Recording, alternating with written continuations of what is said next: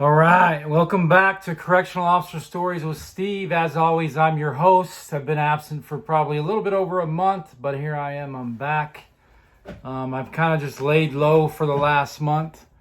Paid attention to some of the media that's going on. Obviously, COVID-19 is rapid right now, especially in Arizona. I think we're probably the second or third highest state, if not number one, to Florida and Texas. We're growing by the day by 3,000 to 4,000 numbers. I mean, you're just not going to control it. There's no freaking vaccine, and who knows?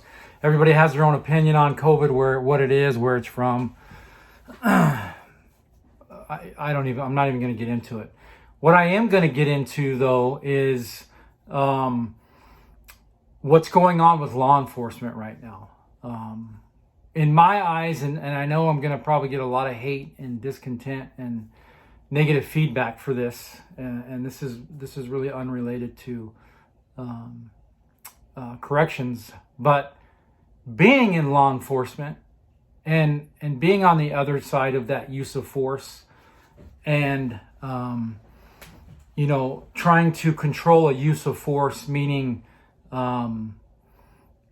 you don't know what that person's going to do. You don't know what's going to happen. You don't know what kind of weapon they have, what they're capable of, what they're thinking, what they've been through, what their background is. You have no idea until you get into a situation with a person like that, or people, several, and have to act and make a decision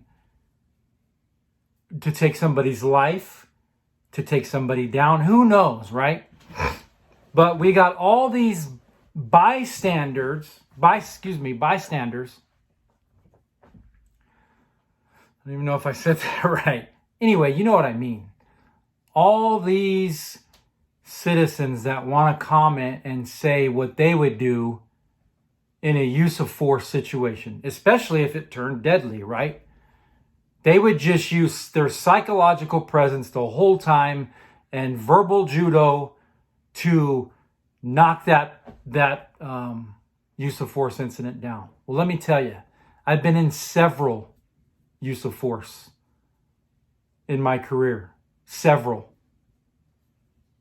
And it always escalates way beyond a psychological presence. Because as a lot of you don't know, who have never been involved in a use of force situation and don't know a use of force continuum, you probably have no idea what that means. You haven't been through the training. You have no idea. But psychological is number one, right? Psychological. You're trying to talk them down. You're trying to read them. You don't know what's going on. That person might be freaking out. You have no idea what's going on with that person.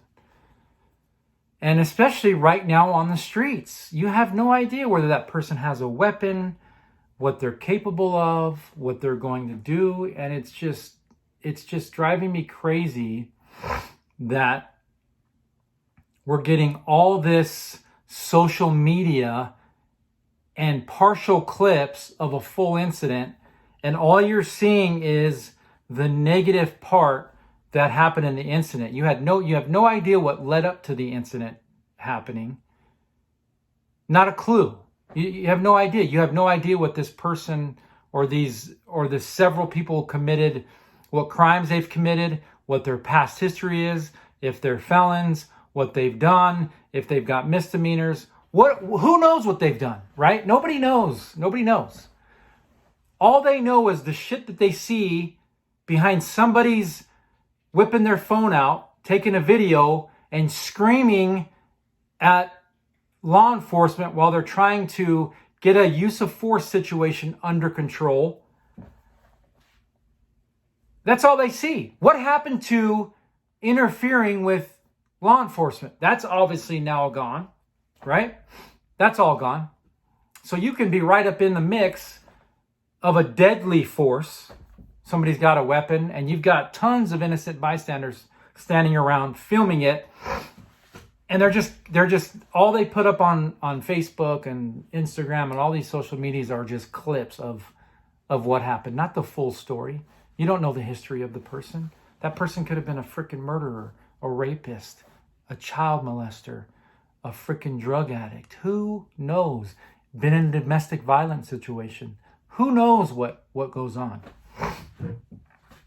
But I challenge any one of you that have said, I would have never shot that person. How could you shoot that person? And it's not just one particular race. And I am far from a racist person. And I don't even think that's what it's about anymore. I really don't. I really don't. This country is coming to a lawless country. It's coming. And it's coming fast. And I tell you what, you don't want the military roaming the streets and having to act as the law, because it's totally different. Now you're dealing with the government. Totally different. But like I said, I challenge any one of you that have never been in a real situation with real time occurrences going on, and somebody pulls a weapon on you, or anything that you feel that your life is in danger, and you decide to act to use lethal force, deadly force. You use your weapon, you fire some rounds off, and it unfortunately kills somebody. I would say more than half are justified, right? Most of them are justified. Now, some of the ones that we've seen recently, and I won't put in names, you guys all know what I'm talking about. Were those justified? Probably not. Probably not. But did the media portray them to be perfect citizens? Probably. Were they? Probably not. The situation that some of them were in, were they breaking the law? Yes, they were. They would have never had contact with law enforcement had they not been breaking the law. However, that's still besides my point. My point is, get yourself in a real life situation, go through the training that you say law enforcement doesn't have, which they do have tons of training. Put yourself in a use of force, deadly situation, and I'd love to see how you would react. Not all of you are going to use deadly force. Not all of you are.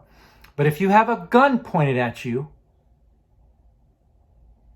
I guarantee you're going to fucking pull your gun, excuse my language, and you're going to fire that weapon. Guaranteed. 90% of people are going to pull their weapon and fire it. And if you pull your weapon, you better fire it. Right? If you're pulling your weapon, most times you're going to fire it, unless you've got it on aim and you're trying to keep that person back. But if the situation continues to escalate and it escalates and it escalates, you're not going to put your weapon back down when that person's coming at you with a knife or a gun or whatever. They've got your taser from you, whatever the case is, and continue to try to de-escalate by talking to them and, telling them to stop and telling them to stop and stop and stop. Like, that's not going to happen. The more you come towards somebody, the more aggression that you show, the less likely it is that you're going to continue to live. They're going to take your life. So I guess my point on this is, go through the training, get yourself in a real situation, and then let's see how you respond. The other side to that coin is, if you're not breaking the law, police will never have to be involved. Not ever. They're not going to be involved. Is there some situations where, yeah, we've had some absolute horrible attacks on citizens? Absolutely. That shit's been going on for years. It's been going on for years. We just didn't have the social media and the cell phones to cover it. It was probably worse back in the day. It's probably gotten better because of social media. It was probably worse back in the day. This isn't just something all of a sudden that's been going on. Cops have been having to defend their lives for years. It's for years. And by no means am I trying to justify some of the killings that have happened and say that they're right. That's not what I'm saying here. What I'm saying is it's tiring to constantly hear citizens say, how could you shoot him? How could you do it? I would have never done that. I would have, no. Yes, you would have. You would have. You definitely would have done it. You know why? Because you've never been in a real effing situation. So put yourself in a real situation and then come back to me and let me know how it works. Because every single training that I've been through, every single video that I've seen, every single freaking training that I've seen, when a person comes off the street and trains with us, they fire their weapon almost every time. You put a citizen in a real situation and they fire that weapon every single time. I'm telling you. I've seen it time and time again where we've got, on range, you got range. You're out there qualifying with your weapon and you're doing discretionary shooting. Some of you probably don't even know what the hell that is because you haven't been through it. But you're doing discretionary shooting where you're shooting at targets and you want to make sure if you're firing, there's a threat. I don't know how many times I've seen citizens where the guy clearly has his hands up, and they fire off 3 or 4 rounds. For one, your adrenaline's pumping. You have no idea, and this is just in a training situation. Get in a real life situation to where that threat is not backing down. And tell me that you're not going to use force. You're just going to continue to talk to them, and you might pull your taser out and tase them, and that doesn't do anything because the person's, who knows what's going on. They're hopped up on speed or they're super angry where they just rip that taser out. And I don't see, cops usually don't use mace because, or OC spray as we call it, because you don't want it to get back on you and then affect your eyes. We used to use it a lot in the prison system, but basically that was our weapon. Like OC was what controlled a lot of situations. You know what I mean? We weren't carrying on the yards outside of the prison. Yeah, we carried, like on different types of details, but inside the prison, unless you're in the tower, the gun tower, you don't have a sidearm on you because you're outnumbered, and it wouldn't be a smart move. It's not how it is. But cops don't have a whole lot of things to continue. The use of force continuum, psychological. I don't know what it changes all the time.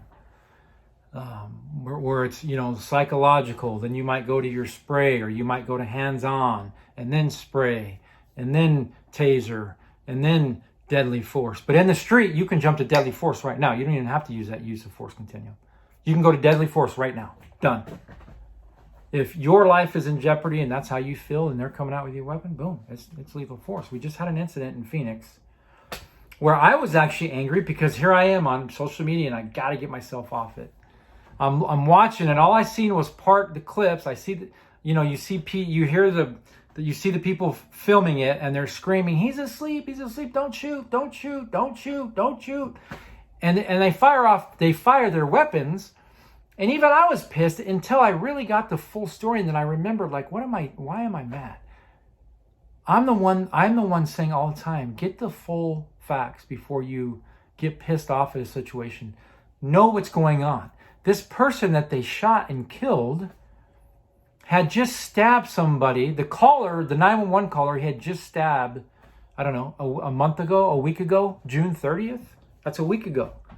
He had assaulted the girlfriend, and he was sitting in his vehicle, not leaving the premises. He wasn't asleep.